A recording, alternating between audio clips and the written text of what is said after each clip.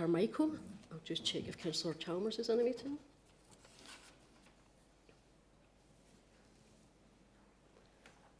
We don't have Councillor Chalmers in the meeting. We have present Councillors Clark, Devlin, Dewar, Donnelly, Faulkner. We have apologies from Councillor Handybode. Check if Councillor Horne's in the meeting. We don't have Councillor Horne in the meeting.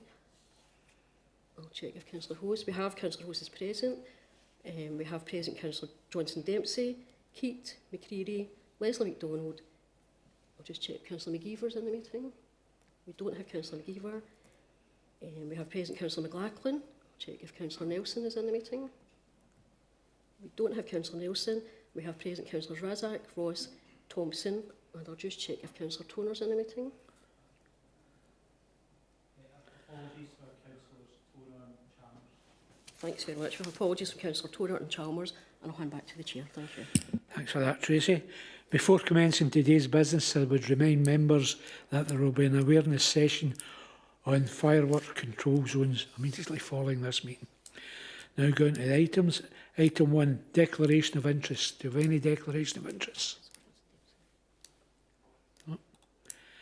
Item 2, sorry. Councillor Johnson Dempsey. Good afternoon, Chair. Thanks. Just on the point you made there regarding the awareness session on firework control zones, we did receive a slide pack, but none of the members in the SNP group received an invite to that briefing. I assume that the physical meeting will be in Committee Room 1, but will members online be able to participate either through Teams or Conferral?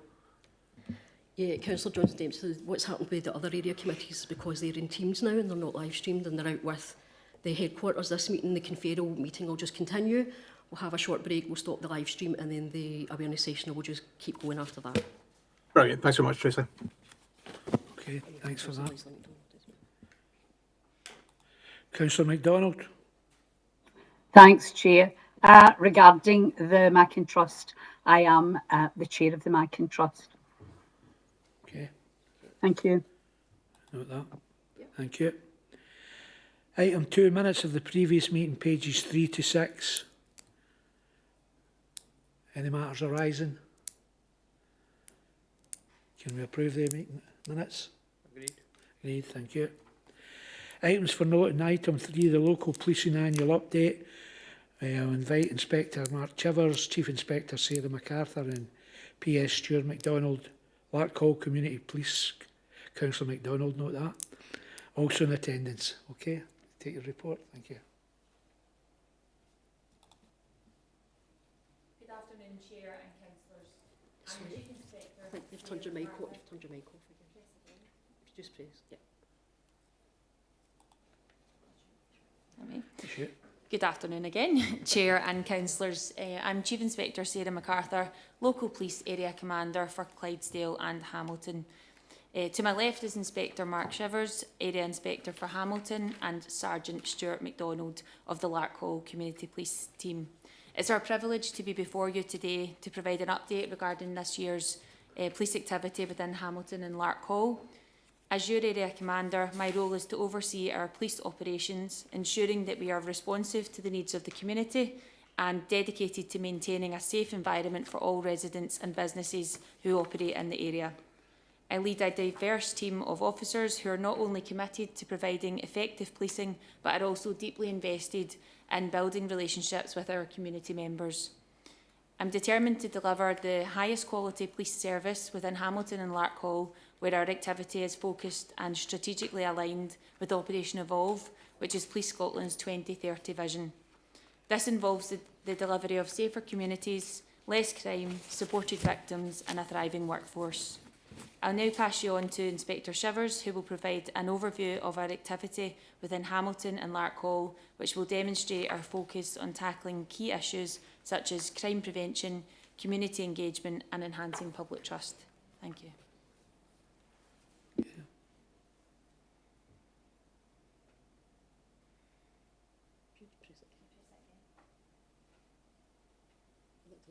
you want to try the mic next to you? I don't know if that one, there's maybe an issue with that one.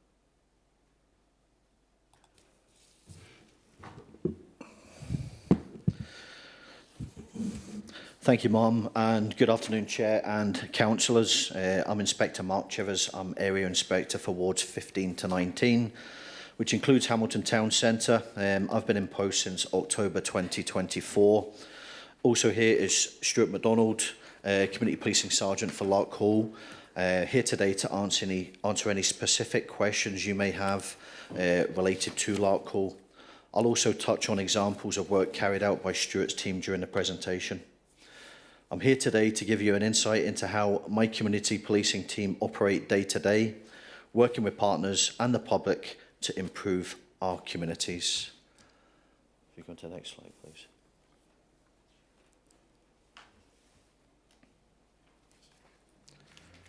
Okay, thank you. So first, I'd like to update you on the 2030 vision, which is the Chief Constable's vision of how policing is expected to evolve over the next 5 years. It's an exciting time for Police Scotland as we review internal structures and invest in technology to tackle new emerging crime trends and increase officer safety. The 2030 vision commenced in 2024 and consists of 2 3-year plans being implemented between 2024 and 2030. There's 4 overarching principles to this vision: bringing about safer communities, bringing down levels of crime, supporting victims of crime, and promoting a thriving workforce within the police service. We are currently in phase 1, which started in April 2024 and runs until March 2027. So Police Scotland's 4 key priorities for phase 1 are: 1, to increase frontline capacity. So currently there's a drive to review back office functions being carried out by police officers. If a role can be incorporated into another or replaced with a civilian member of staff, then that is being considered. A new 7-day shift pattern is currently being introduced for officers who work a Monday to Friday to increase officer numbers on high demand days, particularly at weekends, to assist with events and other policing needs. Number 2, to review the community policing model. So the Chief Constable, Joe Farrell, recognises that successful community policing is about proactivity, visibility and prevention. The Chief is looking to increase the numbers of officers and types of specialist training within community policing teams, making them more self-sufficient and less reliant on other internal departments to address community issues. Number 3, to reduce unnecessary demands on Police Scotland. Over the last decade, Police Scotland has developed into an organisation plugging the funding gaps of other public sector agencies, for example, health, social work and education. Recent figures state that 300 mental health related calls a day are received by Police Scotland, with 90% of these calls being non-criminal in nature. This has been recognised by the Chief Constable, who has directed that work be undertaken to address this by passing these incidents back to more appropriate agencies. An example is the Mental Health Task Force, which in partnership with health services have introduced mental health pathways and NHS professionals being present in police control rooms to triage incidents, speak to and transfer callers with non-emergency mental health needs to the NHS 24 Mental Health Hub. This has been successful in reducing the time police officers are tied up with non-criminal incidents, and work continues in this area. Number 4, to harness digital technology and innovation. So 81% of people surveyed said body-worn video would increase their confidence in the police. The benefits of body-worn video include best evidence being presented to courts at the earliest opportunities, increasing guilty pleas, therefore reducing time officers spend at court. Body-worn video also acts as a visual deterrent against police assaults. In Lanarkshire, we can expect body-worn video to be rolled out in early 2026. Phase 2 of the 2030 programme commences in April 2027. Next slide, please. So next, if I could just give you a quick overview of the Lanarkshire policing plan. So listed on the left-hand side there are the 3 policing priorities. This is basically our promise to the public: protecting our communities, safeguarding our citizens, and enhancing our service. The objectives listed in the middle of the slide are what our communities, your constituents, have told us is important to them and what we need to concentrate on. The strategic outcomes on the right are how we measure our performance. We invite feedback from the community and from officers within our ranks so that we can continue to improve. To be effective, the policing plan relies on frontline officers understanding the plan and how their contribution helps to deliver it for the public. Next slide, please. So, the local policing plan and 2030 vision influences the daily activities we carry out within the community policing team. Within the team, we have a strategy which helps drive performance against 2030 and the wider divisional objectives. We take proactive and preventative action towards local issues which correlate with Lanarkshire policing objectives and share details of our activities on social media platforms and through online chats with elected members and at community meetings. By analysing data from police systems, our analysts help us recognise emerging crime trends, identify hotspots, and ensure we make best use of our resources so they are visible to the public in the right places at the right time. Our activities change week to week, but the underlying objectives, as listed on the slide, remain the same. I'm now going to go into a bit more detail, highlighting some examples of how we do this. Next slide, please.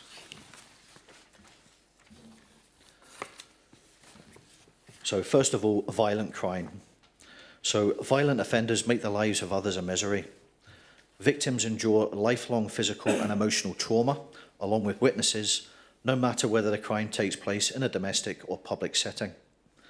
Through positive action, the community policing team look at ways to disrupt and deter offending behaviour.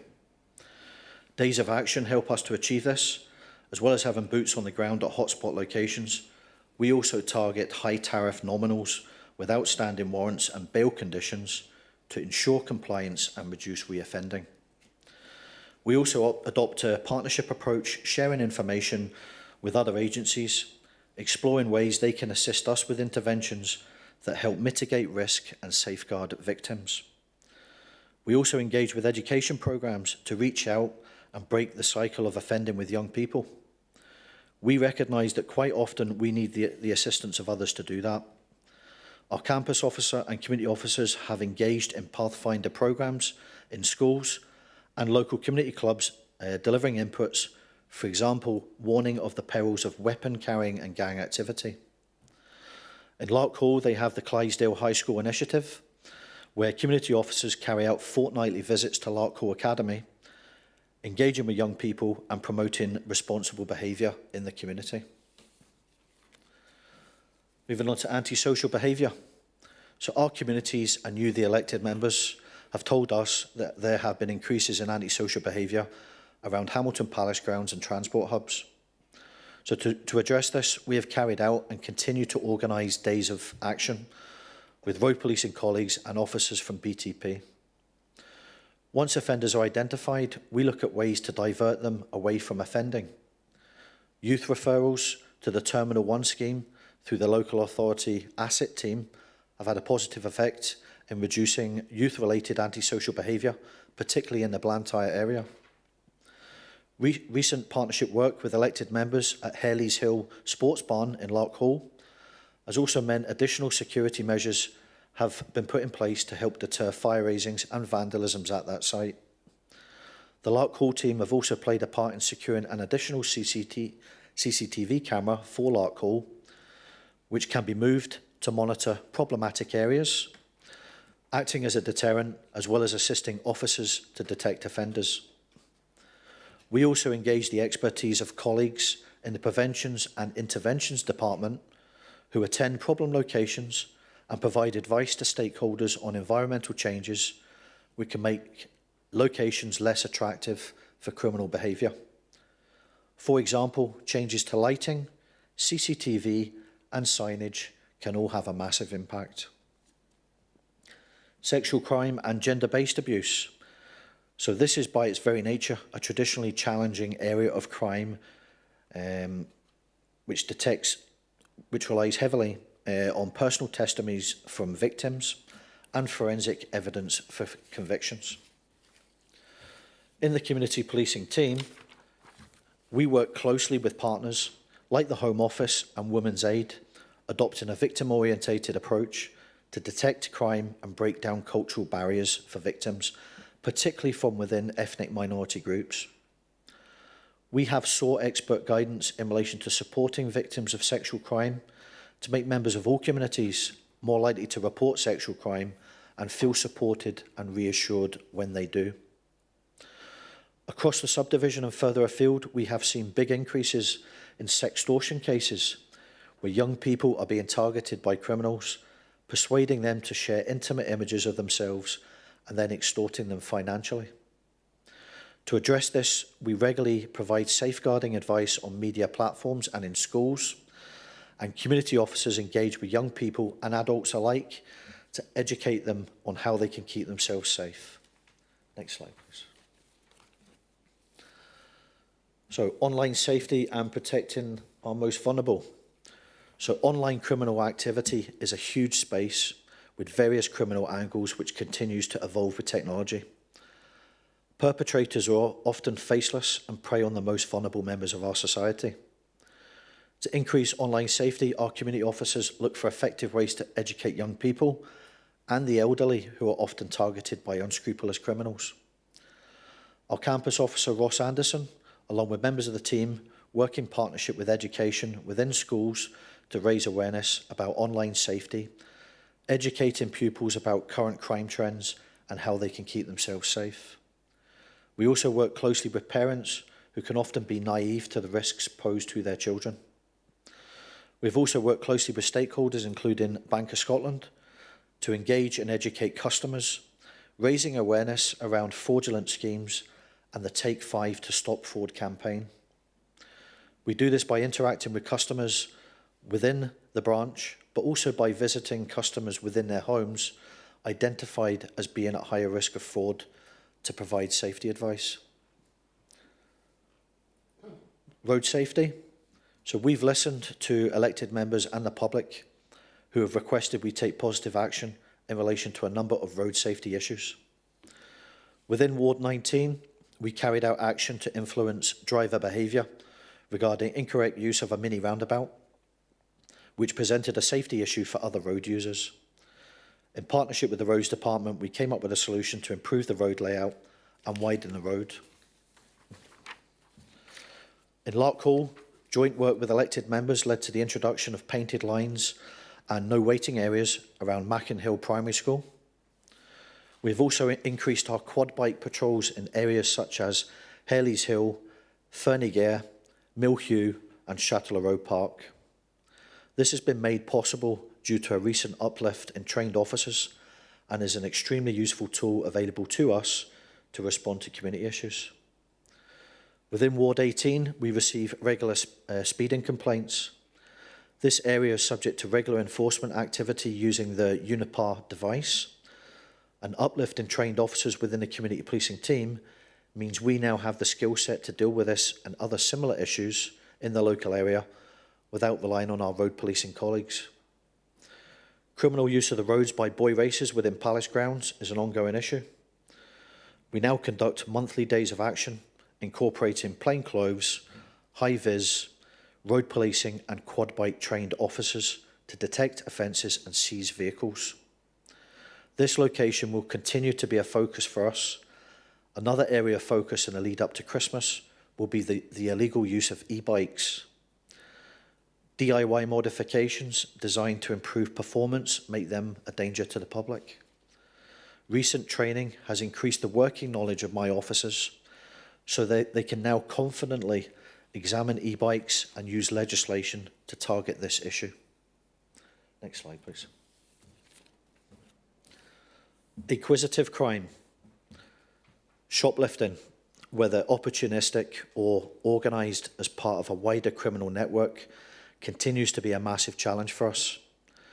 The National Retail Crime Task Force has been set up and we work closely with them. Together we target prolific offenders and work with retailers to help them help themselves. The Retail Crime Task Force advises us on best practice and ideas being used in other geographical areas of Police Scotland. Our main retail crime hotspot is unsurprisingly Palace Grounds. And we also work closely with retailers in Burnbank and Larkhall Town Centre to provide support and reassurance.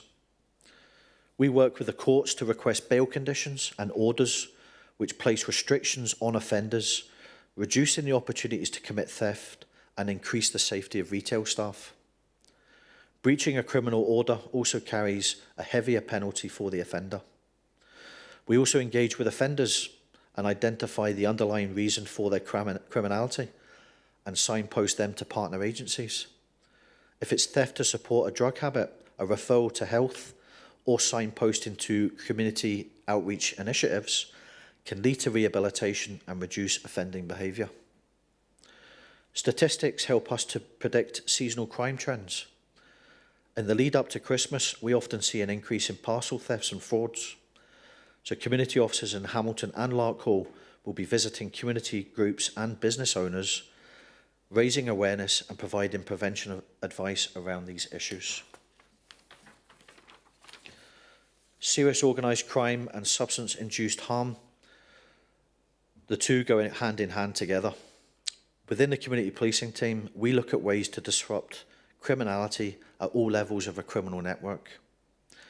During a recent operation, we conducted an intelligence-led operation targeting criminals using the road network to support their criminal enterprise.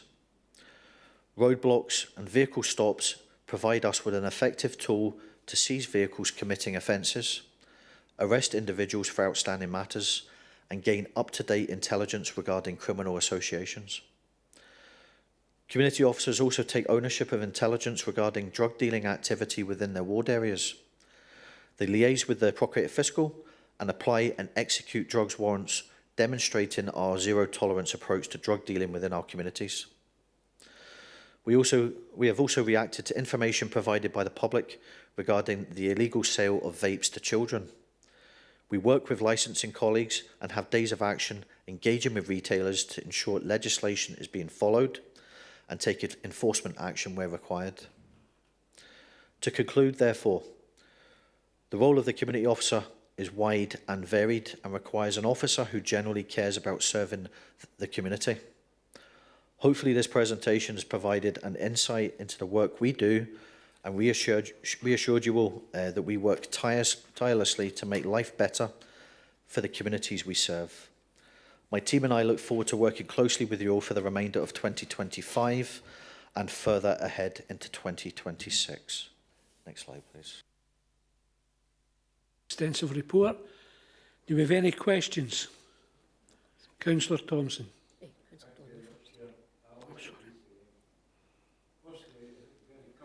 A lot of your topics, and one that certainly I associate myself with Morphy Blantyre. I think they're the shoplifting thing. But firstly, I'd like to ask you about the mental health thing there. I have a personal case, what happened in detail. The person was advised by the police to go to hospital. We went to Myers Hospital. They said nothing to do with us and sent them back home. The person then went to commit a crime and the hospital blamed the police. The police says to the hospital. So there's some need there to identify who deals with what and getting it right at the start. If it never helped the person or the community, but it's nobody's fault as such, it's just a bit of definition needed. The other one is, I always ask this, the morale, how's the morale with frontline officers? And the third quick question was quad bikes, apparently we're going to come to Blantyre, I think we'd welcome, but I know they're training, any advancement on that, I'll stop there. Thank you. Thanks, Chair. Okay.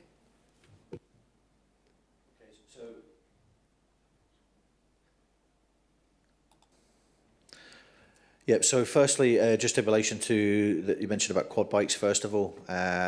So you're looking for quad bikes to come up to Blantyre, was that what you said there, Councillor? Yeah. So training, there's been quite a lot of officers within my team getting trained recently. I'd say there's probably at least half a dozen this year. So you will see improvements and you will see quad bikes in your areas. In relation to you spoke about the mental health aspect. So I think it's important that we have mental health professionals in control rooms, and it's about differentiating between what is a medical issue and what's a policing issue. I would say the policing issue is if there are immediate concerns for an individual and they can't keep themselves safe, the police need to intervene at that point. But otherwise, we would be looking for that individual to be pushed along other pathways, as long as there's no immediate risk to their well-being. Does that answer that question? Actually, what happened with that case, the person jumped out a window and nearly died, and then he went and got angry with it was his relatives as, and I thought that had been a police thing, but the police says no, probably right, it was probably a mental health issue, but to me that would be after the fact. Police deal with, first of all, make them safe and other people safe then. So I know it's hard to do it and I appreciate it, just that for the best for everybody, just that everybody clarified, but I think you answered the question. Thanks, sure, let other people ask questions there. Thanks for that, Bert. Councillor Mary Donnelly. Thanks, Chair. A couple of things. One, Mark, groups are still raising the fact that they're not getting reports from you within Ward 18. I don't know the situation in other wards. So it would be really, really helpful if groups can link up. If the police could link up with the local groups that are active, whether it's police presence at their meetings or a written report, they would appreciate, understandably, the fact that you are busy. The other point is, I'm really glad that, well, I don't know if that's the right word, but the gender-based violence is high up on your agenda now. It's taken a long time for us to get there for that recognition, and the trauma that a lot of people have faced suffering gender-based violence. So that, thanks very much that that's been dealt with and given the attention that it so desires. Also working closely with Shakti, the honour-based violence that they cover and are specialised in. Excellent to be joining up with appropriate groups like that who can furnish you with the right approach going forward. I can only welcome that link and collaborative work going forward. And the issue that you raised in Ward 18 about speeding, yeah, that is a big issue, and I think I've emailed yourself in regards to how we go forward with that. But the groups, particularly Ernick Residents Association, are looking for help and guidance on that. Thanks, Mark, and thank you to the team for the report. Okay. Okay with that, Mark.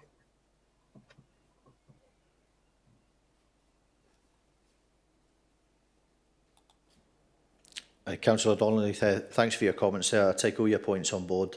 I did receive the email. I think it came via the LALO in relation to reports and attendance at community meetings. It is something I'm quite passionate about and we should be doing. So if you leave that with me, I'll make sure that's rectified going forward. Okay, thanks for that. Councillor Ross Clark.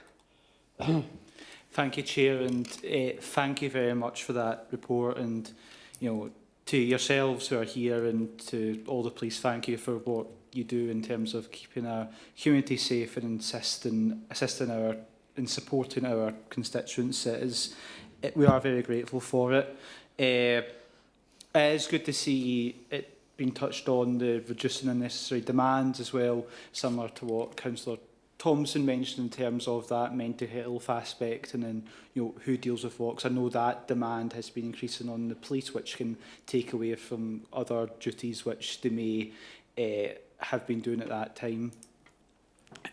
One of my questions is on what the demands that you guys experienced during the fireworks period. If there was, you know, an increase in the amount of antisocial behaviour, or what you had to deal with over then. Obviously, it sort of coincides as well with the Halloween period as well, so there will be some crossover there. And also, it's good to see Lark Hall police here as well, and good to see Stuart, and thanks to Councillor MacDonald who made the request before. My second part of my question, I know Stuart has spoken about this in terms of Lark Hall before.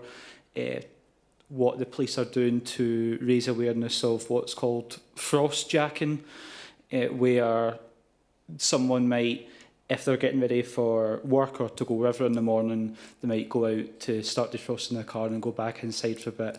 Then that gives an opportunity for someone to maybe jump in and break into the car. I know that will be starting up just now as well, the promotion and awareness of that. Is there anything else which you guys are doing in terms of increasing awareness or any initiatives around things which are specific to the winter period over the coming months? Okay, so just to start off with the first part of that question then, so in terms of frost jacking, so we do, there is quite a lot goes out on social media messaging, just in relation to members of the public not leaving their vehicles unattended. That is one of the things I think that might already have gone out, but if it hasn't, it will be going out soon. It's one of our kind of predictive crime trends that I was talking about. So obviously I covered kind of two parts of that, but there is other things that we kind of consider at this time of year, and social media messaging and kind of preventative advice will be going out in relation to that. In terms of fireworks night itself, so as you're probably aware, we have what we call Operation Moonbeam, which is additional resources in place for that. And what I would say is this year, we were quite surprised there wasn't an increase in antisocial behaviour. There wasn't massive increases in incidents. We still did get the fireworks related calls, but not the kind of maybe the rise in antisocial behaviour we've maybe seen in previous years. So that was good to see, and hopefully that will stay the same going forwards as well. Does that answer your question? Okay, thanks for that. Councillor Maureen Devlin. Thanks, Chair, and thanks for the report. Actually, I just want to come on and thank Sarah and Mark, because everybody's well aware of what's happening in Bothwell. But what's been really good is having that lines of communication opened with the police. And both myself and my colleagues have been able just to pick up the phone and email, and we're getting that type of communication that allows us to help to alleviate the concerns of the residents. So I just would like to put, and recognising these are criminal events, and they're constrained as to what we can do or what we can say because there's police investigations going on. But I would just like to thank Sarah and Mark for having those lines of communications publicly. Thank you. Thanks for that, Councillor. Councillor Razak. Thank you. Thank you for the presentation, because it was quite packed, so it's a lot to take in. The first one was, I was going to ask about the 7-day shift pattern. So I'm sure it's four on and 3 off is a previous one, and you used to do night shift and day shift, is that right? So what will the new pattern be? And second one, I was unfortunate a couple of years ago to be in an accident, and I was in hospital, and I watched officers sit in the waiting room and outside in the car for hours. So have you had any conversations with NHS to try and fast track the triage so that you don't need to wait, because at the end of the day, time's valuable, and your officers are needed elsewhere. The Shakti group, there is another group in Glasgow called the MENA group, but they do have a helpline. Do you have any work done with them, or are you doing any work at all with them? The concern I have is that when it comes to honour-based violence, is that when you go to the house, the person's not willing to talk because the family's there as well, and sometimes they're translators, and sometimes what's needed is to bring someone in to translate so that they can be a bit more open in what the replies are, and that's where somebody like the MENA group is quite good, because they're trained on that. Also with safety, with the dark nights coming in, we tend to notice there's an increase in crime, especially sexual crime on people that are working quite late in the day. Is there any training available to that officers can come to community centres and maybe speak to the people that are working late nights and give them pointers on how to defend themselves, because I think that winter is a really problematic month, and with the current bus service the way it is, it's a lot more problematic, and there's a lot more waiting time at night for them to get home safely. Thank you. Okay. Okay, thank you, Councillor. I'll just work my way through your questions then.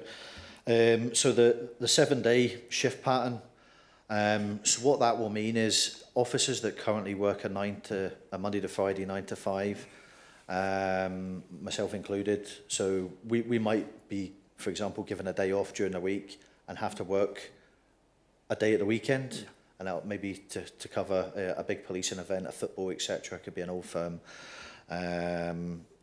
So hopefully that answers that part for you. In terms of conversations with the NHS, so I know that there's ongoing conversations with NHS. Kind of day to day, we review incidents, and if there is issues that come up with NHS, then we have a preventions and interventions department based at Motherwell. They have direct conversations with NHS and bring these things up. What I would say is, in terms of what you're saying about waiting times for officers outside a hospital, so there has been guidance put out previously that if that is the case, and it has an impact on kind of resourcing or response resources being able to react to crime, if you like, then there is points of contact which have been provided for hospitals, and the shift inspector can speak to that point of contact, explain the situation, and try and get the officers fast-tracked and through the NHS system. So that is in place. I take on board what you said about the Amina Group. It's not something I'm familiar with, but I can certainly take that forward. There might be other people within the community policing that are aware of that, but I'll certainly follow that up, and it sounds like something we should be tapping into anyway, really useful. And also take on board your points about this time of year, increase in sexual crime. So that's something we'll look to take forward as well, in terms of kind of training or safety advice for individuals at community groups. My officers can deliver that, so we'll take that forward as well. Chair, can I have a supplementary? Sorry? Supplementary? Okay. Thank you. I wanted to ask this before I go on to the final one, was a retail crime task force. There's a £3 million investment by the Scottish Government that was put in for this year. So far they haven't mentioned what's going to happen next year. So that has been essential in a lot of the work that Police Scotland have done in tackling retail crime. I think there's two concerns. Number one, that the £3 million need to be increased with inflation so that it's not going backwards, as the funding for Police Scotland has been going backwards through the years. Yep.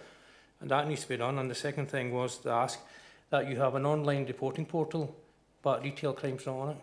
So it's supposed to be on it, but it's still not on it. So could that be done? Okay, so this is through, is it the contact us system that you're talking about, Councillor? Yes, the one you go online. Okay, and shoplifting, it's not an option to report shoplifting, No, it's not. Right, okay. Well, again, I can take that forward and look into that as well. We were told that it was going to be put on it, but it's not been put on it. Okay, leave it with me. I'll take a note of that. Thank you, Chair. Right, thanks for that. I've got another 4 people wanting questions. If you could make your questions direct, because we get quite a busy agenda. We go to Councillor John Ross.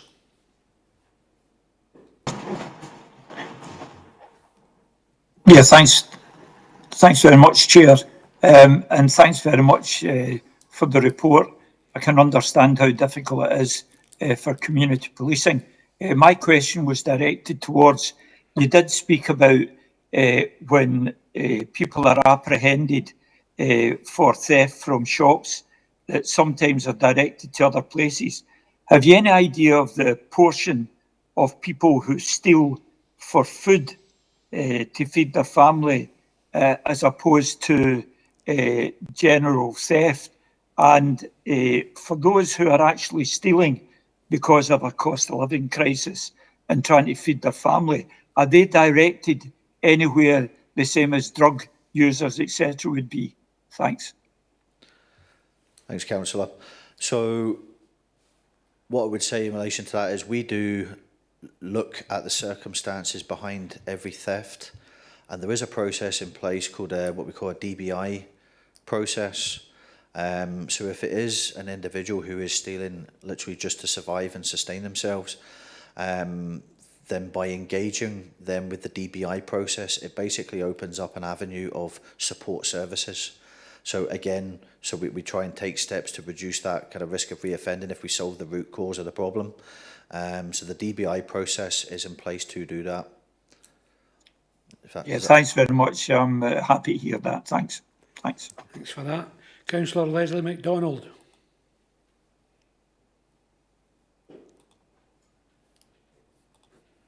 You've aged, Leslie.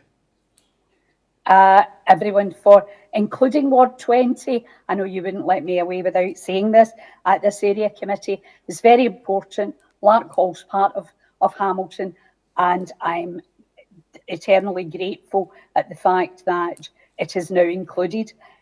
The other thing, there's a couple of things just briefly. Immediate responses were mentioned. In Larkhall, we don't have a problem. We can get instant contact with the cops, and I'm absolutely delighted with them. They're always there or thereabouts.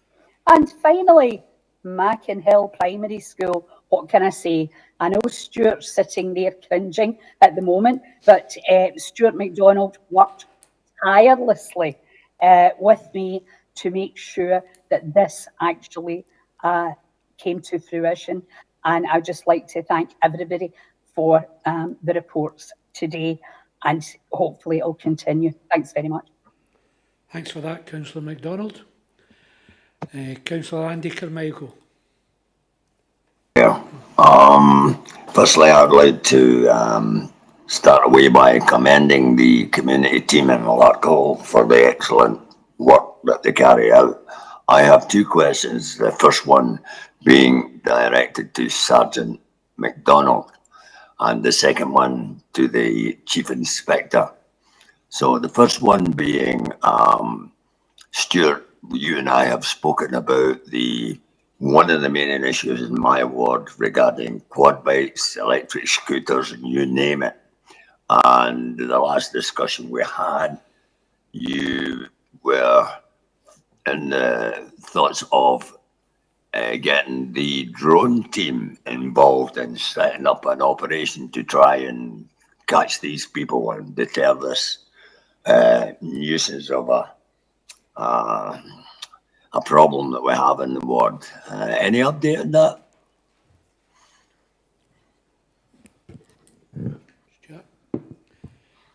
Thanks, Councillor. I'm currently in discussions with the drone team over in Glasgow, and I'm awaiting a response to see if that's something he could go ahead with and contribute for an action plan.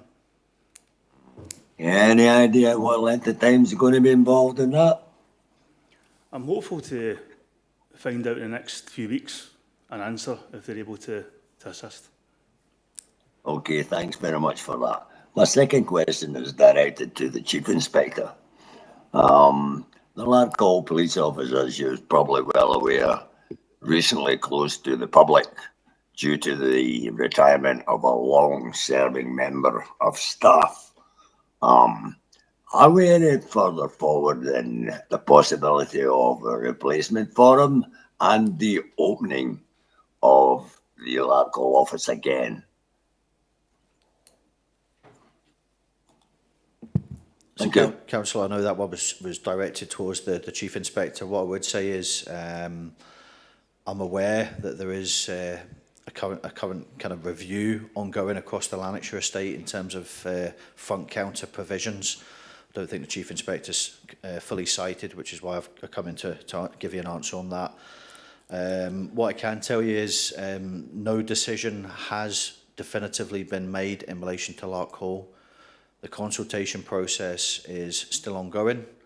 There's obviously members of staff to be considered here as well, and any updates in relation to Larkhall, whether it stays open or closes, will be communicated to them in the coming weeks or months.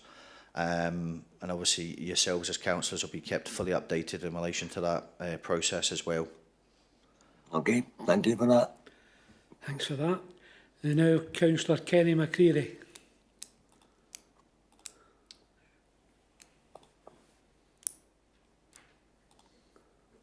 Sorry, Councillor Not sure. Thanks, Chair.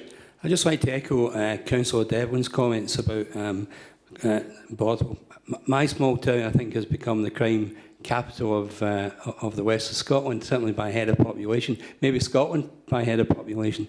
And she organised that she invited you to come along to a meeting, and it would have been quite easy for you both to say, you know, it's to not attend and say, well, it's an ongoing investigation, there's nothing much we can say.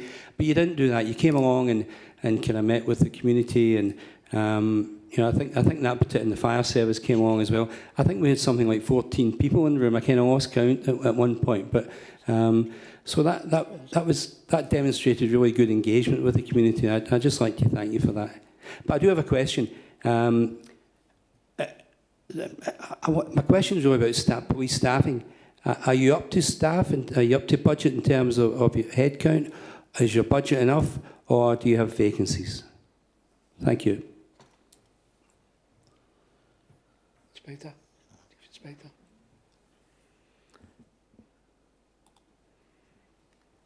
Thank you very much, Councillor, for the positive feedback from the meeting that we had. It's really good to hear that it obviously went down well with everybody, and it was good to get involved.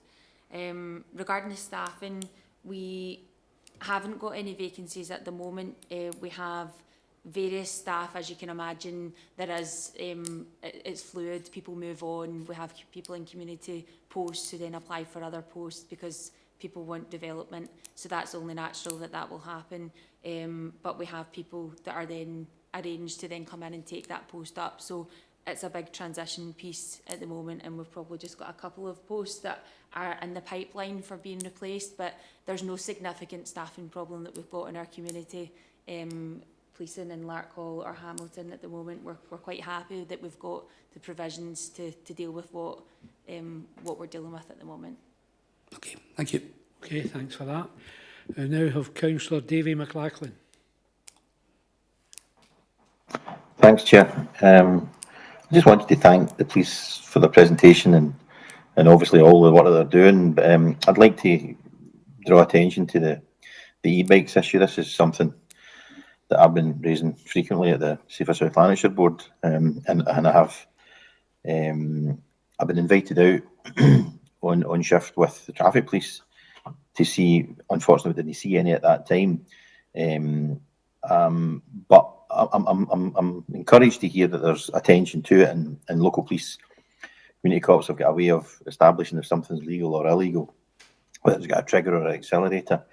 And that's really positive. I'm really encouraged about that. But there's something else that I have raised, and it's along the same lines, but it's about the e-scooters. We got a presentation. Inspector Hoggins came to the last Road Safety Forum and gave an excellent presentation. And there was talk about the e-scooters as well.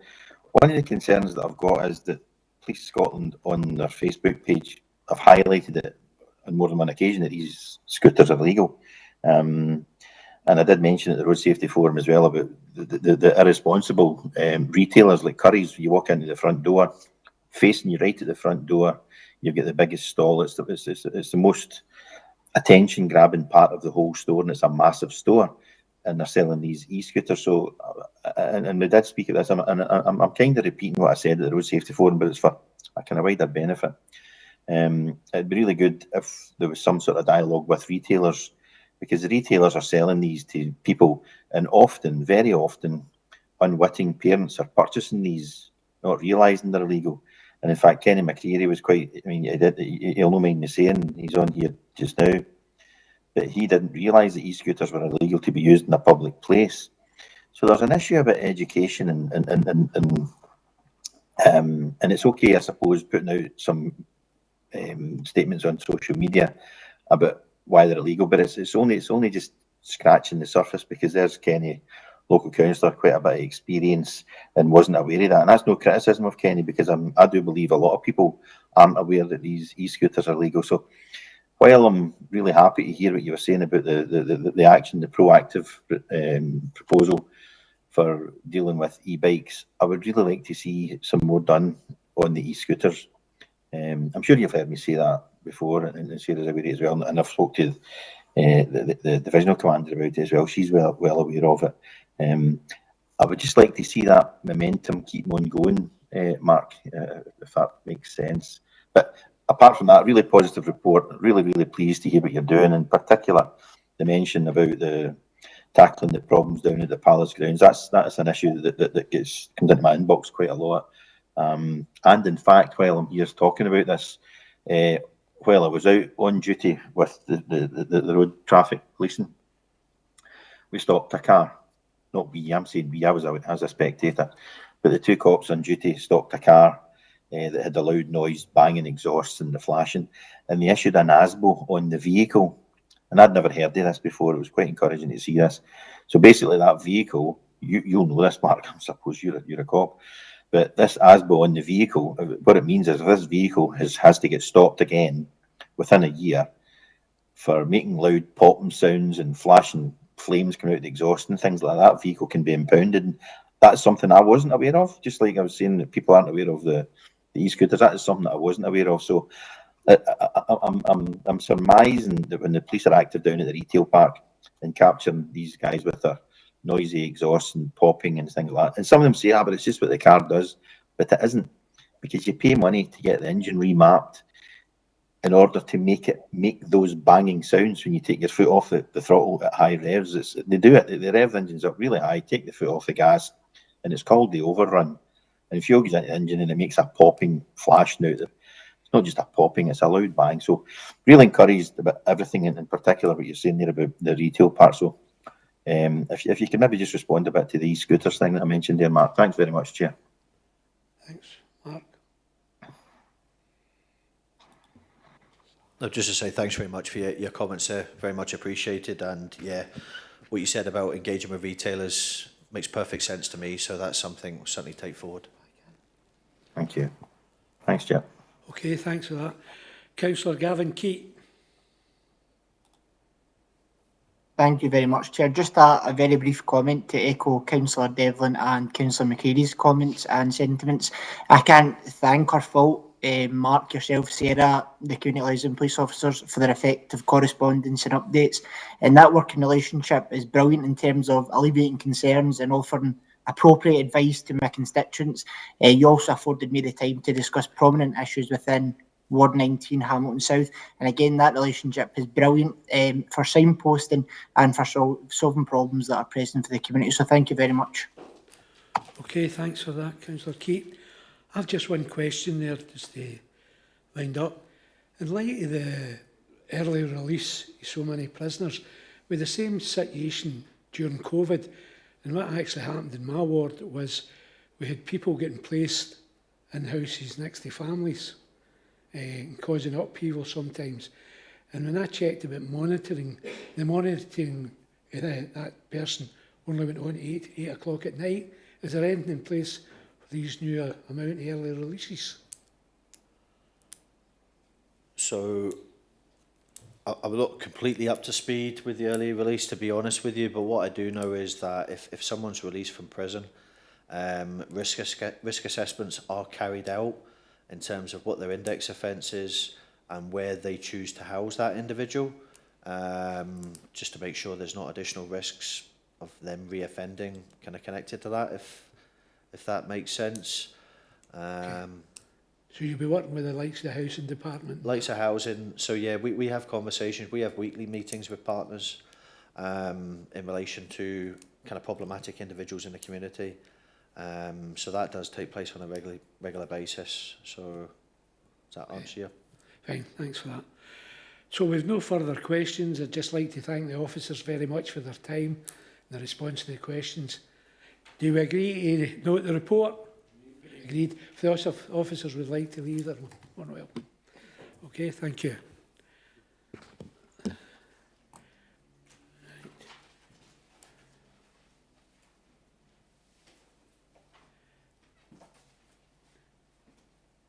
Okay, thanks. Item 4, Education Scotland report. St Mary's Primary School, Hamilton. We've got Anne Jessimer and Anne Fitzpatrick, the head teacher, for the report. It's pages 7 to 12 in your agenda. Thank you, Chair, and good afternoon, councillors. My name is Anne Jessimer, and I'm the Quality Lead Officer for Primary School Improvement. I'm pleased to be here today with the head teacher, Mrs Elaine Fitzpatrick of St Mary's Primary School. The purpose of this report is to advise of the outcome of the inspection of St Mary's Primary School in Hamilton by Education Scotland inspectors. St Mary's Primary serves the area of Hamilton, and at the time of the inspection there were 460 children across 15 classes. The head teacher, Elaine, took up post in August 2015 and is supported by a senior leadership team of 2 deputies and a principal teacher. In May 2025, St Mary's Primary School was the focus of a short model inspection by His Majesty's inspectors, and paragraph 4.1 of the committee report takes us through the areas of the school's work that were evaluated using Scottish Education's National Quality Framework, How Good is Our School, 4th edition. Those areas were learning, teaching and assessment, and raising attainment and achievement. During their 3 days in the school, inspectors observed class lessons, they spoke with groups of pupils and staff, and met with parents and members of the local community. The inspection report for St Mary's Primary School was published on the 19th of August this year. Inspectors evaluated the school's learning, teaching and assessment provision as very good, and their outcomes on raising attainment and achievement, very good. Paragraph 4.2 highlights the key strengths of the school as noted in the report, and in summary these are relationships. Highly positive relationships between staff, children and their families support a warm, inclusive learning environment where everyone feels heard, included and respected. These relationships are underpinned by gospel values and a strong focus on children's rights. The children. The children are confident, articulate members of the school community. Their voice is at the centre of the way teachers plan learning, and as a result, the children understand what they need to do to be successful in their learning and enjoy finding their own solutions to problems. The leadership of the head teacher and the senior leadership team who lead staff to work together to develop innovative and creative approaches to developing children's learning skills, especially in numeracy. Children experience success in exciting and in stimulating learning environments. HMI agreed that attainment was a key strength and raising attainment was a key strength of the school. Children are making very good progress in literacy and numeracy throughout their time in St Mary's. Paragraph 4.3 references only 2 areas for improvement, which have already been included in the school's improvement planning. These are nothing new, but an endorsement from HMI to continue to work together to maintain high quality learning and teaching and increase the pace and challenge for all learners, and to continue to support children to set targets for themselves, which help them know what further steps they need to take to keep improving their learning. As outlined in paragraph 4.5, inspectors are confident that St Mary's Primary has the capacity to continue to improve and will therefore make no return visits in connection with this report. I'm now going to hand over to Elaine, the very proud head teacher, who will share a few of her highlights from the report.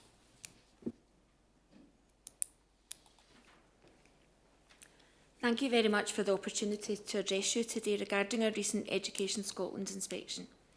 The report reflects the unwavering commitment demonstrated daily throughout our school and acknowledges the exceptional efforts of both pupils and staff, and I couldn't be prouder. We were thrilled that the inspection report acknowledged the inclusive ethos we have worked diligently to foster. It commended our warm, caring learning environment and the consistent nurturing approach of staff, which positively impacts pupils' readiness to learn. The inspection report acknowledged that the strong positive relationships evident across our school, rooted in gospel values, stem from our deep commitment to children's rights and the significant value we place on pupil voice. Initiatives such as Pupil Voice Fridays ensure that every single pupil is part of one of our 16 committees, helping to improve various aspects of school and community life. Additionally, COGS meetings, collecting opinions to grow our school, and skills groups provide further opportunities for pupils to shape their learning experiences and develop key skills. Education Scotland recognise the positive impact of these initiatives, alongside noting improvements to learning and teaching based on educational research results in high quality and stimulating learning experiences. This approach empowers pupils to take ownership of their learning, confidently suggesting methods, topics and styles of learning that best suit them. As a result, we consistently observe high levels of engagement across the school. These practices reflect our core belief that when pupils are heard and valued, they thrive academically, socially, emotionally, within a nurturing and inclusive environment. We were pleased that inspectors documented the value we place on fostering creativity through play pedagogy, which encourages imaginative and exploratory learning.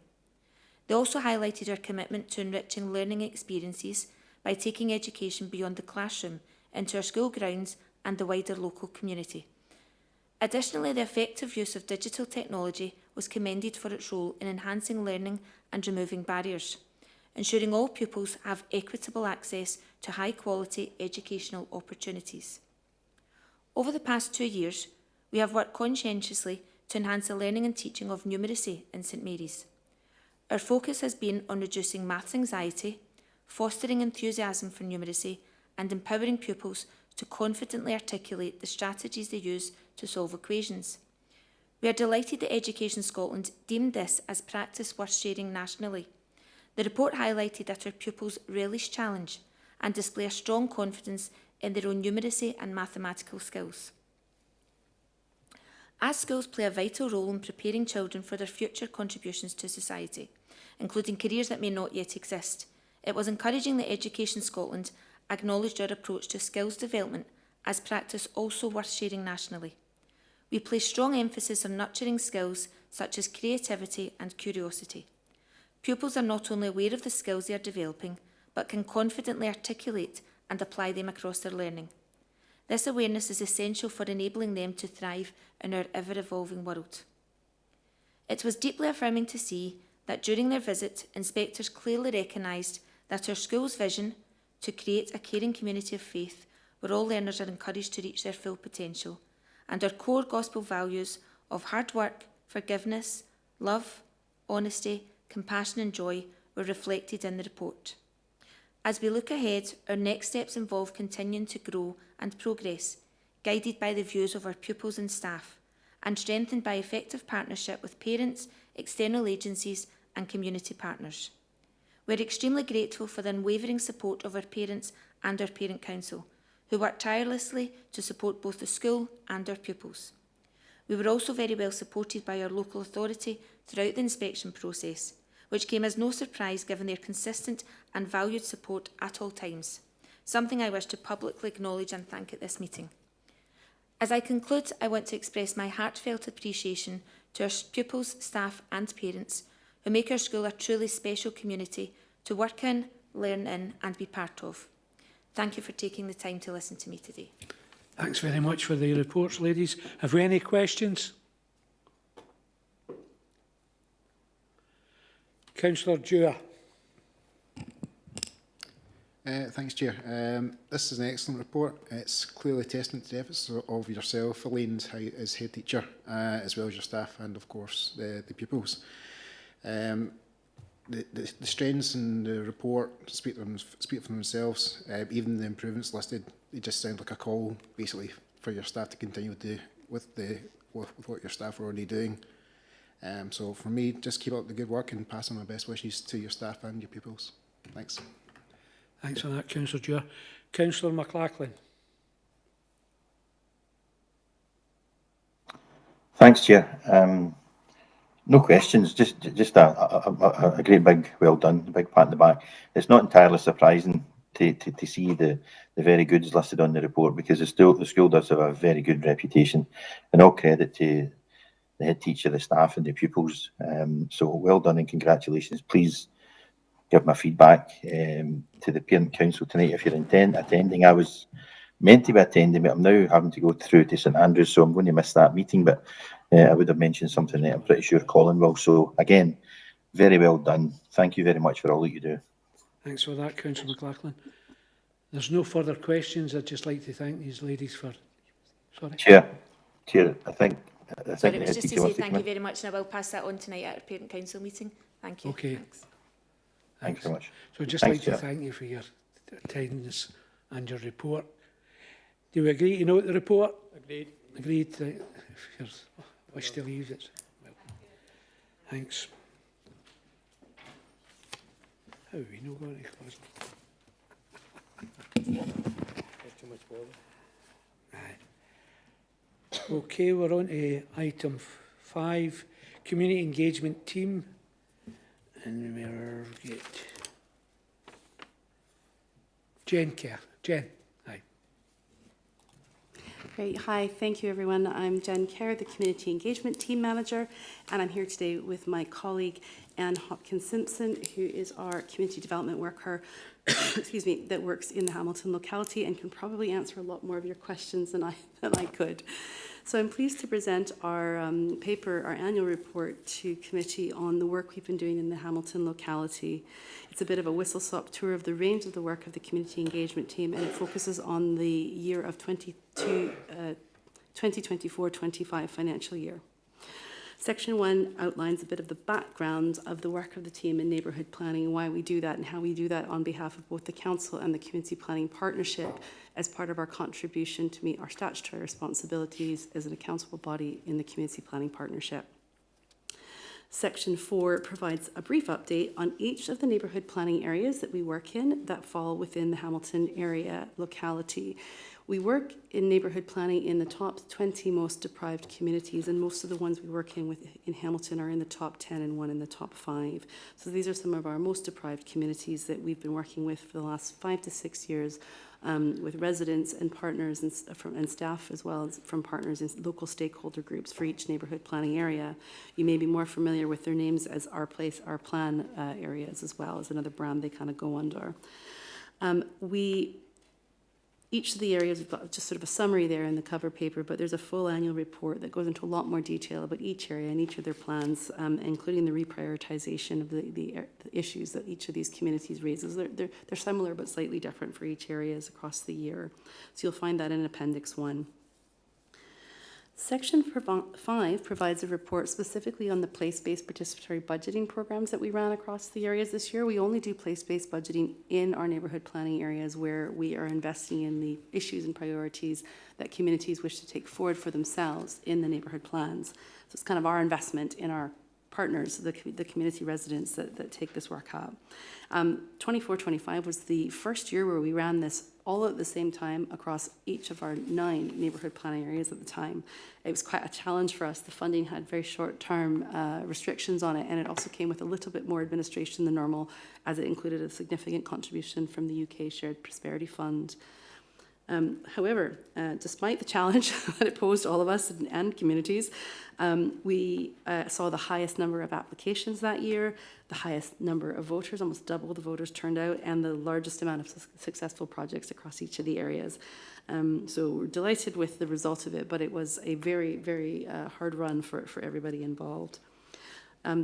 Area 5.6 summarizes the awards by the areas, and there's a further appendix at 3 that breaks down in each area which projects were funded and what they did with that funding.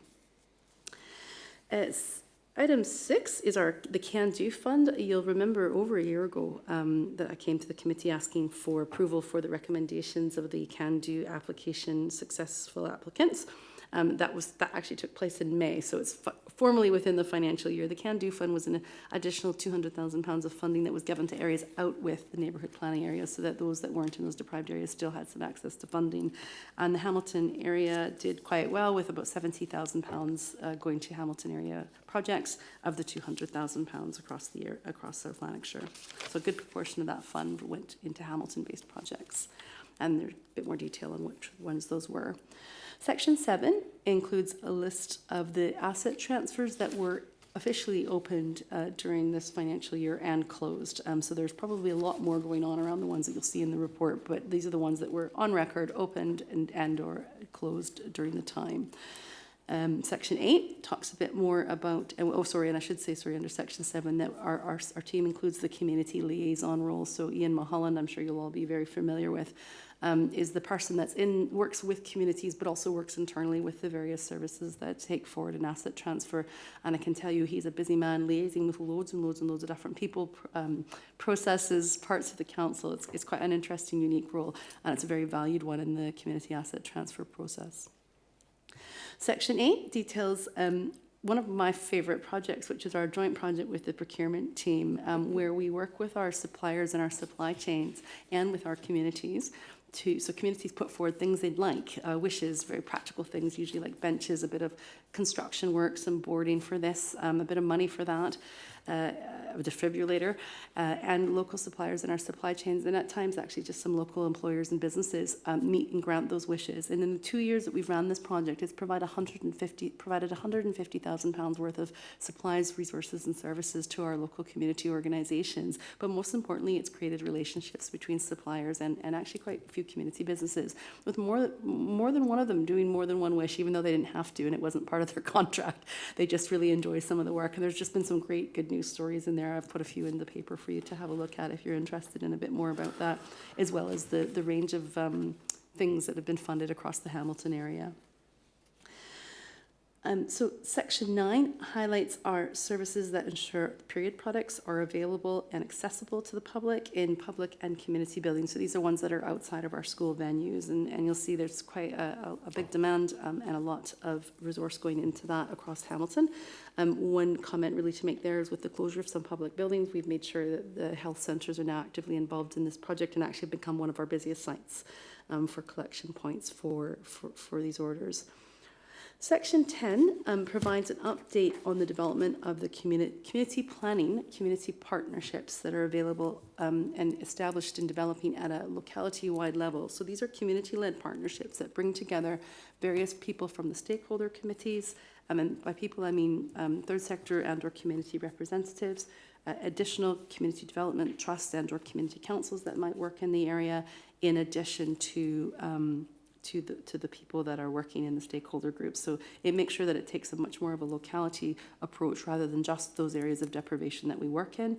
And it's an opportunity to bring together common issues around the area, and each one's quite different. We've obviously got a Clydesdale one, which is very much about urban or rural issues, where you'll see a lot more about urban issues here. Hamilton is one of our newest and most developing models of the community partnership. And each of their chairs, once we have one established for Hamilton, will have a seat on the community planning board. So it allows them to bring forward, as community representatives, a community voice and report to the senior members of those boards for all of the police, the fire, the health board, and indeed the council as well, and put forward their issues and ask for places and spaces for those to be worked on. So it's much more of a strategic role than just a community-based role, but we've kind of a blend of both from the community's perspective. Hamilton, the model we have in other areas doesn't transfer as well to Hamilton just because of the size and diversity and the density of the urban area and the differences between 5 city blocks and that there are between senses of identity. So we're looking at a sort of localized version of community partnerships meeting together as one to then do that. So it's not a one-size-fits-all model, but it's much more effective if people can identify with those issues, but also find there's some commonality for everyone across there, and the report outlines a few for the Hamilton area that have started to come up already just from the initial meetings that have taken place this year. And the partnerships, I should say, are funded, supported by a funded development officer that's funded by the Community Planning Partnership, although it's hosted in here in the team, which is why I continue to report on that in these reports. And finally, Section 11 highlights just some of our other general tackling poverty projects that we do. Some of my other favourite ones, like the Christmas Tree initiative, where we support all of our staff, and actually some other staff of some of our partners this year put up the Christmas trees and asked people to donate gifts to children and young people through the food banks. And we are inundated, I am so pleased to say, with gifts and opportunities and offers for young people at Christmas, that we send thousands of guests off to the food banks, and it makes a significant difference, and that's really down to the efforts of our staff. Lots of staff, facility staff, support this project as well. They do the gift tags, they put the trees up, they collect the stuff in, and we have a whole room downstairs in the basement full of gifts for children and young people, so it's just really heartening to see at time of year. We also organise willy swaps. We have updated a very good resource that's used across council and by partners as well for Money Is Not the Only Problem, which kind of signposts people to the range of support and services that are out there to tackle sort of life issues, not just money advice. So I ask that you note the content of the report and the really hard work of my team during a really difficult time last year, and the huge range of things that we've been able to take forward and work alongside communities and bring them more into working with us as partners here in the council and in the community planning partnership. And I'm happy to take any questions. Thanks for that, Jan. Have we any questions? Councillor John Ross. Yes, thanks very much, Chair, and thanks, Jen, for the report. Obviously, my questions are related to Ward 19.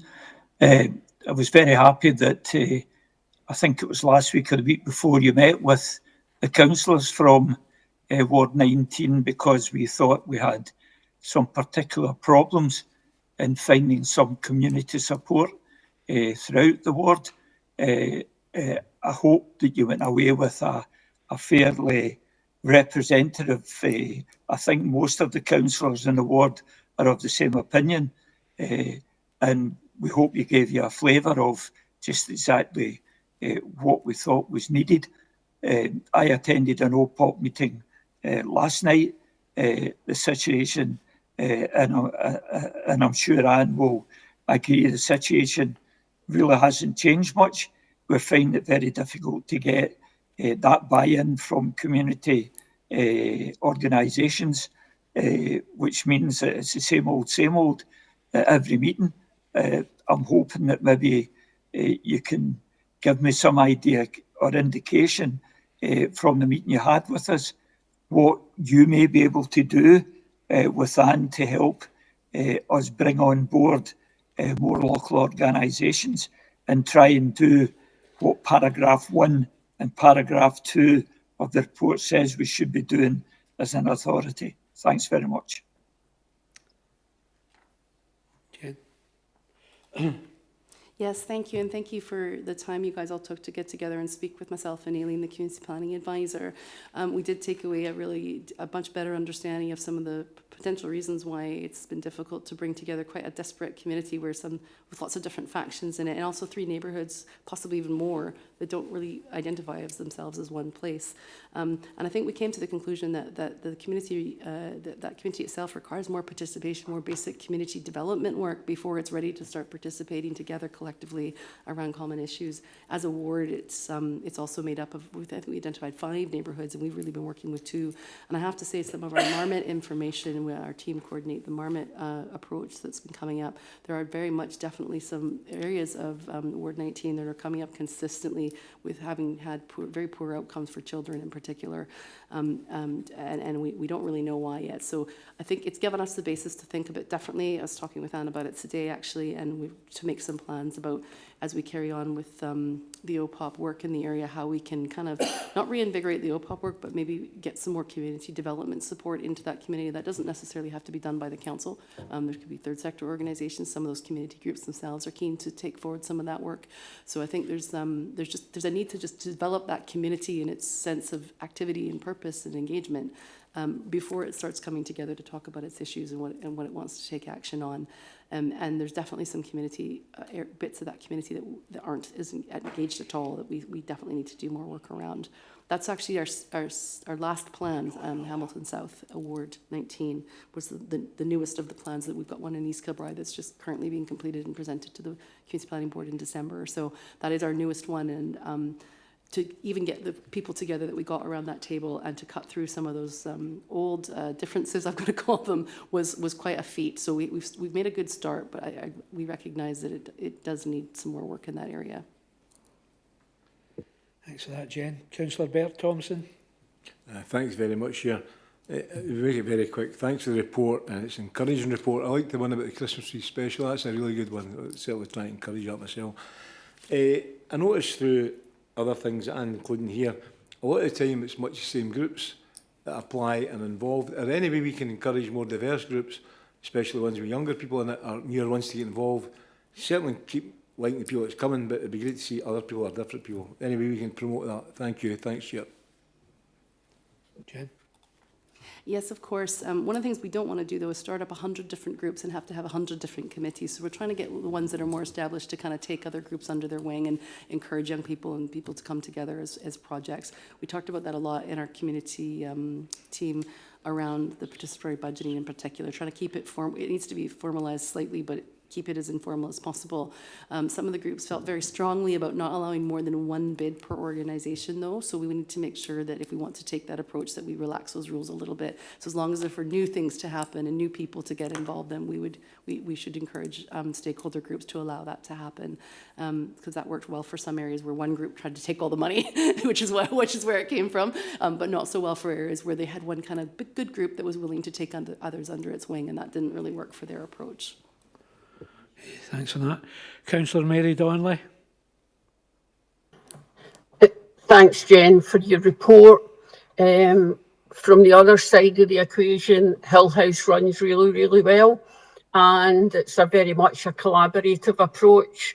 I'd also like to say thanks, because it's down to Anne and the work that Anne does, which has helped that all to come together. And it is very much appreciated by every group that I know that's involved with OPOP for all the hard work that Anne does.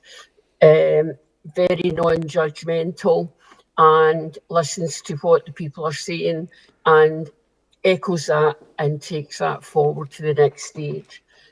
So I would like my thanks to go back to the team, especially to Anne and all the hard work that she gives. It is noticed and we do appreciate it, although sometimes it might not feel like that, but we do appreciate it.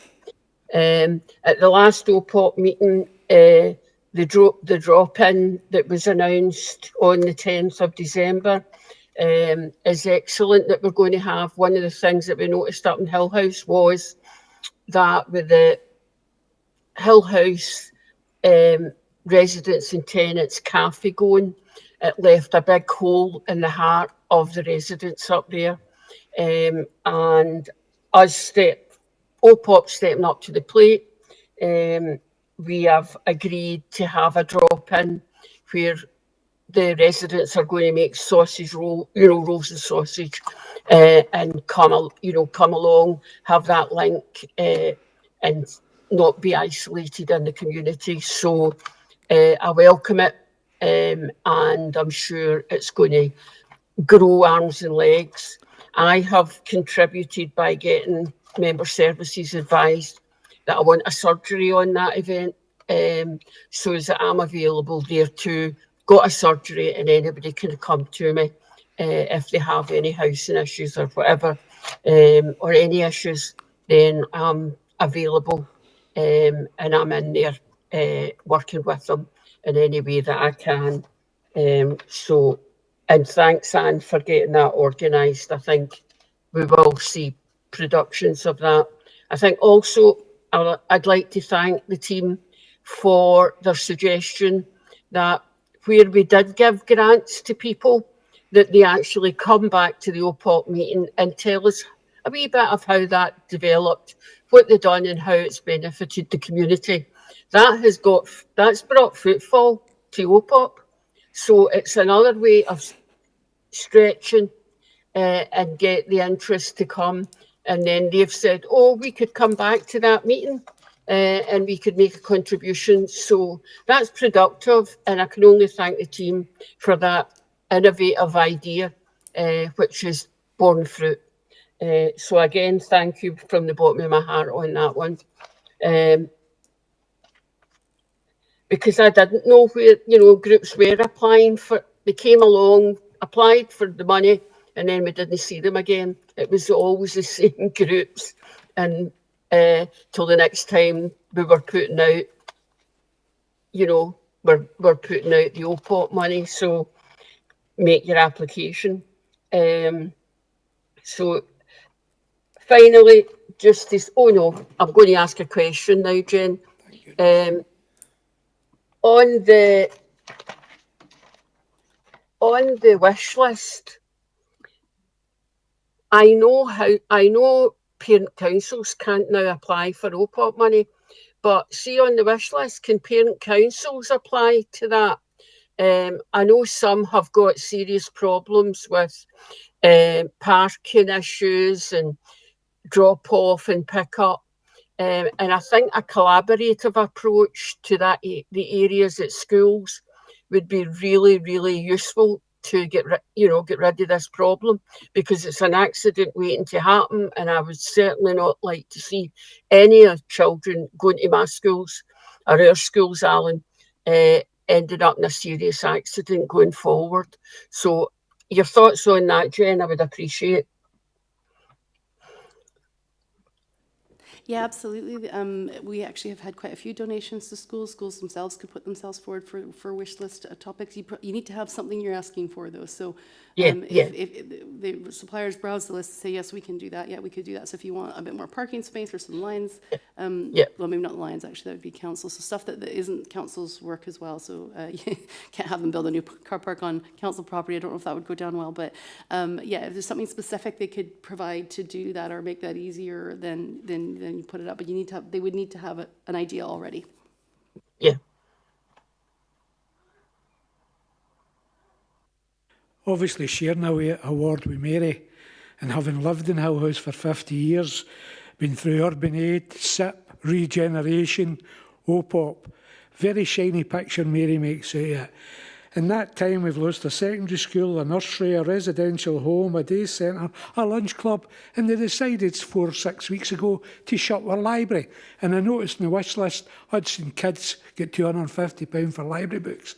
That area has been decimated by this council and previous administrations. It's disgraceful. The OPOP, you get people, and Mary quite lightly says, the OPOP, they turn up, put in for a grant, and we see them. John Ogilvie School, £7,000 for a gym club. That 63% of the seniors in non-denominational schools can't use it because it's in John Ogilvie. £12,000 to a CAB, which we already fund. I mean, I've said it at meetings before, Jen, you've been there, that we need community workers. And Anne was a previous community, worked with groups from other toddlers right through, and they've left Hill House Hingmead. And I did ask you a question in the last meeting I had with you regarding this Pride Place money. And I've wrote to the local MP. She sent me a form out for areas to be considered, because they want to consider the areas of deprivation. We know the areas of deprivation. Everybody in their granny got the photo with the Marmot boy, and they highlighted that Burnbank Udston was a severe area of deprivation. And I mean, as a corporate council, I don't think we're working effectively.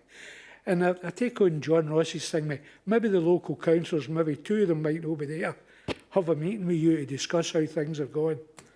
Because as a resident and as a councillor, I'm just not happy what we've been left with along that line. And I know from experience as a community worker what we had up in that area to what we've got now. And I've no complaint about the staff. The staff are doing their best under the circumstances. But I'd quite like to know the Pride Place money, how it's been decided. We're getting told it's MPs, and we're told it's the Scottish office, and then we're getting told it's the economic development team in here. I mean, we're supposed to be corporate and let people know. Okay.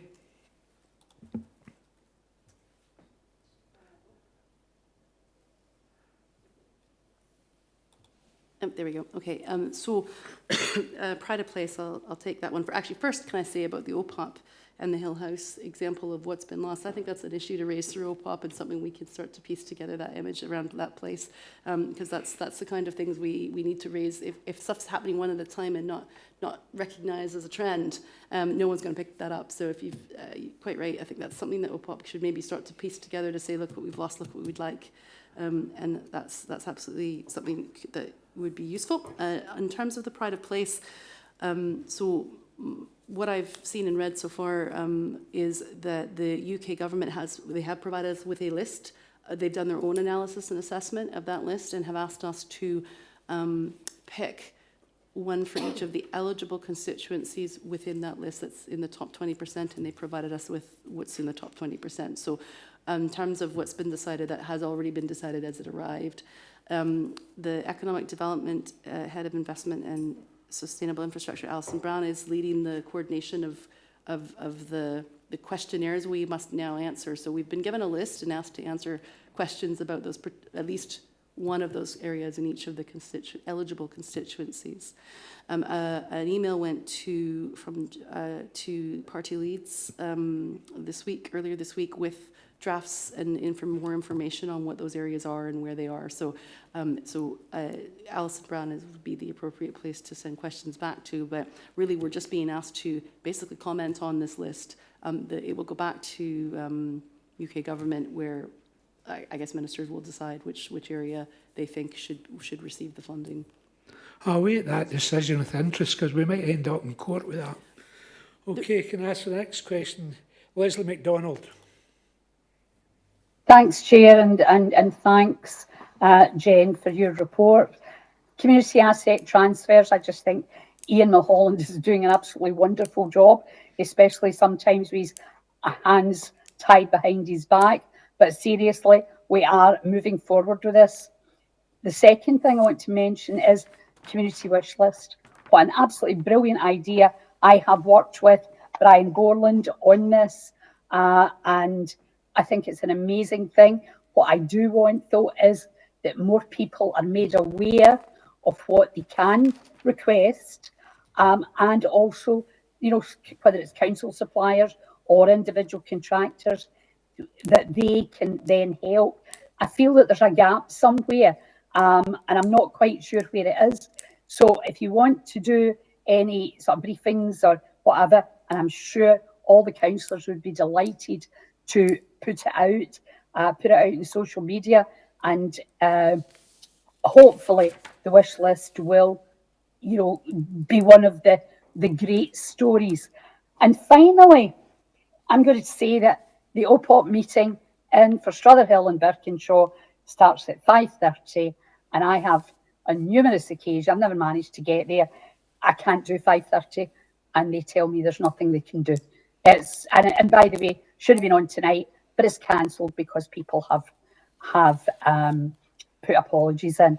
I'm not sure you can do anything about that. But even if they made it 6:30, it might have been a bit easier for councillors to get there. Thank you. Okay. Okay with that, Jen?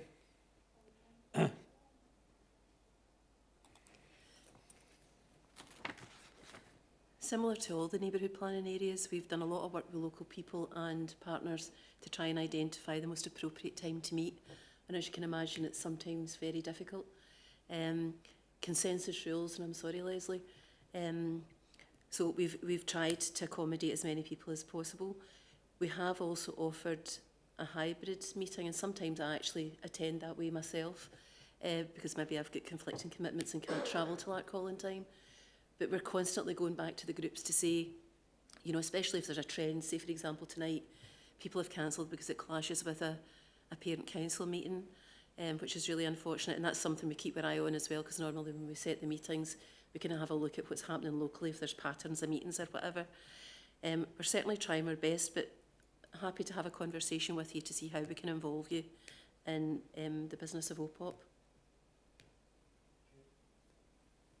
Okay, thanks for that, Anne. Mo? Thank you. Thank you for the report and the excellent work you are doing. I've just got one question.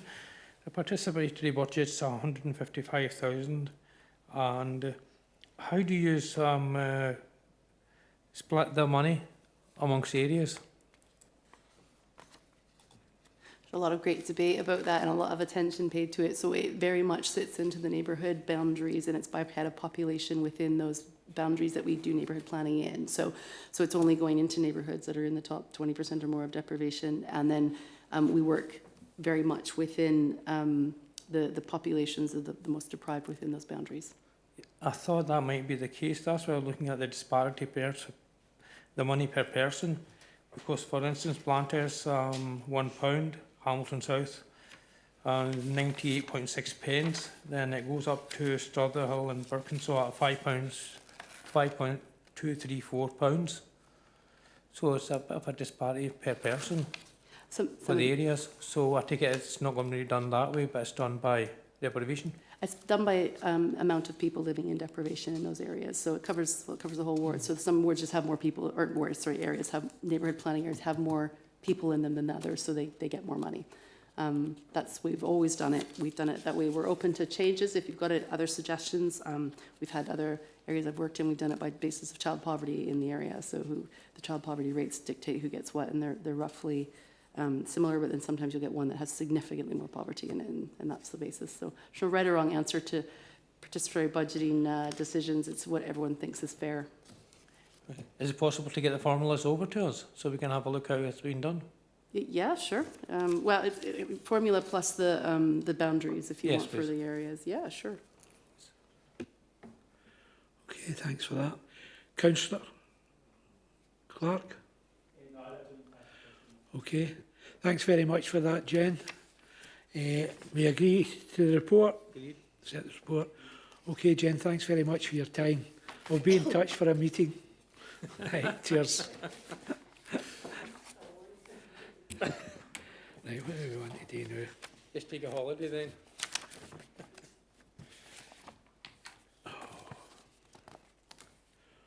Okay, item 5. That's item 5. Forward programme for future meetings. Item 6, forward programme for future meetings. Tracy?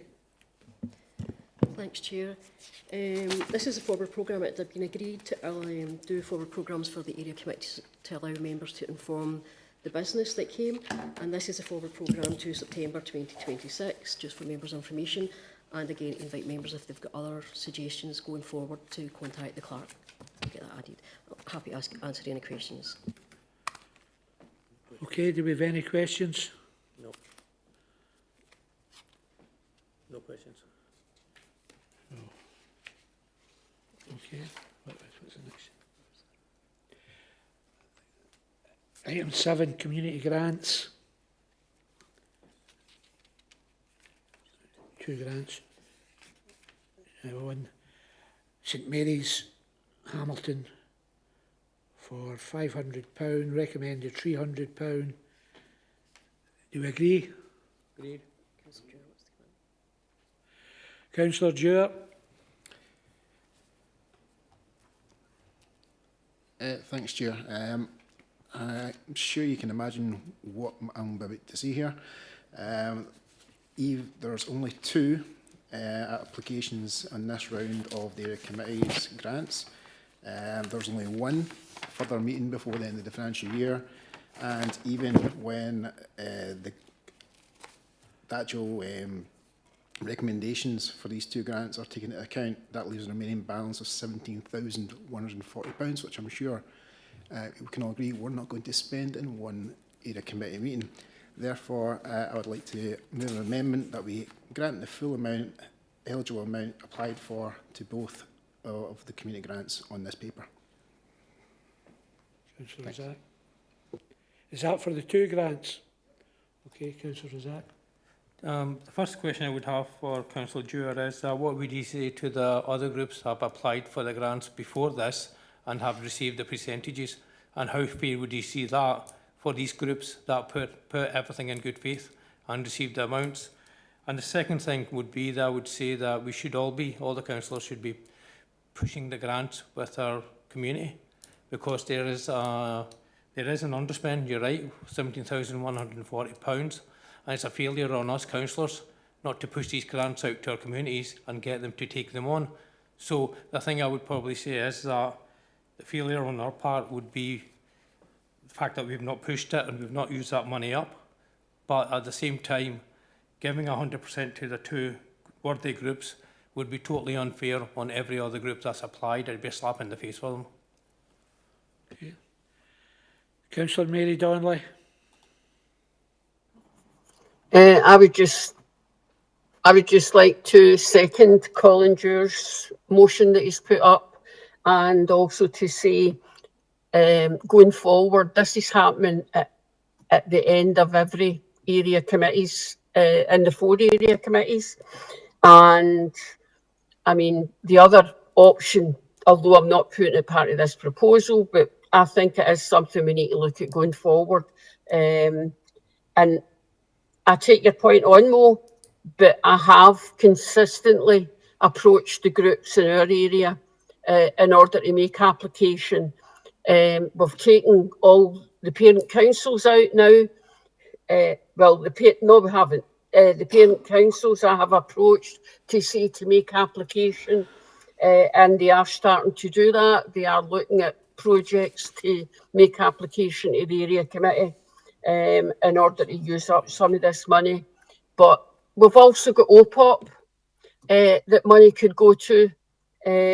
So if we're not getting it used up, I think it would be helpful to the groups who are on this, but find that they get their full ask. So I support Colin's motion to the area committee today.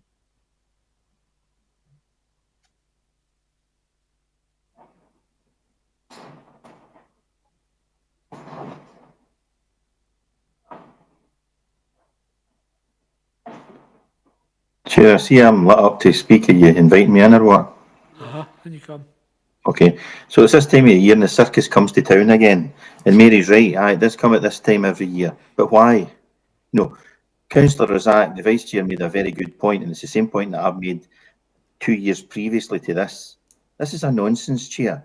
The members who are proposing this know fine well that this is grossly unfair, and I don't apologise for saying grossly unfair. There's a formula that all committee chairs have agreed, and you've repeated this yourself. And now we come to this time of year and suggest that we grant the whole amount. That is not how it works, never has done. And it's unfair on the groups who have been given the proportion based on the protocols that we have in place. So, no, I'm thoroughly against this. It might be worth having a bit of a conversation about how we deal with community grants and the groups that make these applications. Is it not as well publicised as it used to be? Are groups not as good at coming forward now to apply for these grants? Because I sat in your position, Chair, many years ago, and the amount of grants that you would get was, you could get 20 applications in 20 to 30 applications in one committee meeting. But now they're very low, and that shows probably why we've got such a surplus left. But it's wrong. It's wrong to unfairly give the right, that the amount that the applicants are asked for, based on previous applicants who have got the proportion of what they've asked for, as agreed by chairs. So I'm totally against this, and it's just ridiculous that they're coming back and doing this again, Chair. Okay, thanks for that, Davy. Councillor John Ross. Yes, thanks, Chair. Probably, I think what Mo said is quite right. It's a failure of the councillors to make sure that this is done in a fair way, and it's absolute nonsense, which Councillor McLachlan has just said as well. The SNP group hasn't done this just at the end of the year. The last 2 years, we looked at the amount that's there for grants, and we proposed right at the beginning of this year that everybody be given the full amount, and anybody at the end of the year, if there was none, well, that was just hard luck. They hadn't put their grant in time. So what we really proposed was looking at the figures and what's left every year and what's used during the year. There was no way that this fund was going to be used up. So we're not being unfair on other people. It's the present councillors in this administration that are not given the right amount or the right information. I've started telling people that they should apply for more simply because they're going to be knocked back. It's as simple as that. We're being left this year with probably most of the £17,000. It's an absolute nonsense. We really need to think of a better way of doing this. Thanks. Understand, under your administration, John, it was the same setup. Okay. Two wrongs. Councillor Maureen Devlin. I just, rather than repeating what everybody said, Davy has said, I agree with Davy and with Mo. We have to look at it, and the fact that the 4 chairs of the area committees, it's up to them to decide how they're going to take this forward. So I disagree with what John Ross is saying, and I don't support them getting the full amount. Thanks. Okay, thanks for that. Councillor Mary Donnelly. I can take on board what everybody's saying, but I'm moving just let's go to the vote. You've said A the well. proposal's been put and In a tabled. democracy, we like people to have their say, and it's one of your colleagues that's next. Carl Johnson Dempsey. Aye, thanks, Chair. I'm glad I get to have my say. I respect Councillors Devlin, McLachlan and Razak, but I completely disagree with where this unfairness lies. The unfairness isn't on the people that went by. It's on the people today, because we get to make a decision today.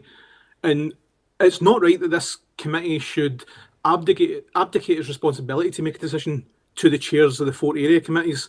If it's for the chairs of the 4 area committees to decide, it shouldn't be in front of the committee. Why are we voting on something if it's not our decision to make? Now, the truth is, it is our decision to make. The chairs of the 4 area committees did decide that's the way they were going forward. Sorry, I'm in the middle of speaking, Chair. But okay, so if they decided, why is it in front of us? And that was If it's a chairs decision, of various political parties, I may add. That's absolutely fine. But if it's in front of us as the members of this committee, why is it not our decision to make? Now, the truth is, this money's never been used. If we gave the entirety of the requested eligible amounts to every applicant in every year of this administration, we'd have never used the entirety of the pot of money that is given to it, and every year it just goes back into reserves. I'm with Councillor Duran and Councillor Donnelly. Okay. I'm for this. Thanks for that. So I'm proposing we accept the recommendation.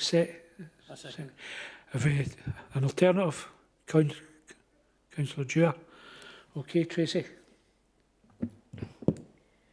We'll just bring the vote up. So the motion is the recommendations in the report that the 60% allocated be awarded to the organisations. So that's proposed by Councillor Faulkner, seconded by Councillor Razak. The amendment proposed by Councillor Dewar and seconded by Councillor Donnelly is that the full eligible amount be awarded to both organisations. And I'll start the vote now.